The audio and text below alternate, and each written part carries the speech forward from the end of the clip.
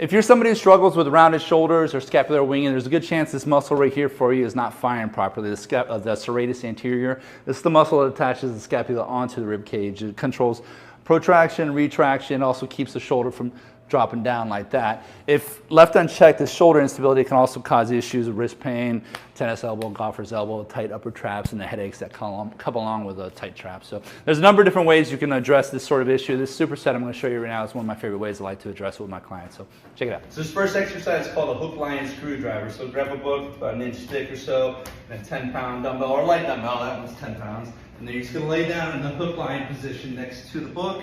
You want to make sure you can feel your back and ribs on the floor. The shoulder will sit right on top of the book there. And the purpose is having this here, you're going to protract your shoulder blade forward all the way like that without letting it roll over the top. Where you keep the distance between your ear and your shoulder as long as possible. The purpose of the book is so the shoulder doesn't drop down. If it does, you'll know that it's come down. So you're just going to basically sit in this position, gauge your abs, and then inhale as you externally rotate the arm as this is protracted.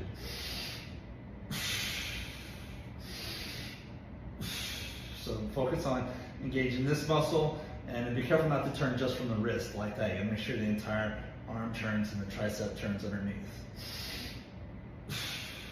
Once you get this muscle fired up here, the last step is to integrate the scapula into the rest of the body, doing a compound movement. In this case, we're doing a single arm landmine press from a kickstand position, a modified version where we're biasing scapular protraction, which is that motion right there. So that modification is super important because typically when in an exercise like this, you'll hear the cues like let the shoulder blade lead the way where it drops back and then the elbow follows. In this case, we're doing the opposite. We're keeping the shoulder blade protracted so this doesn't come back right away. So really lock that sucker in there, right there, engage that, and then nice and slow, come down until the elbow gets down by the side, and then drive it. That.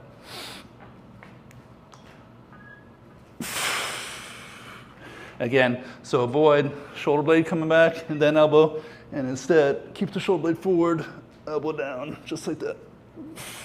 Let's try it out. I mean, how it works, keep in mind, this is for corrective purposes. You do want to have that shoulder blade to be able to move around, but if you struggle with keeping this fired up, then this is a good one to integrate. So also keep in mind, anytime there's a disconnect between the mind and the body when it comes to muscles, it takes usually more than a set or two to get the thing to fire properly. So try it out. Let me know what you think. Follow me if you want more tips on training or biomechanics, posture, realignment, all that stuff. Thanks.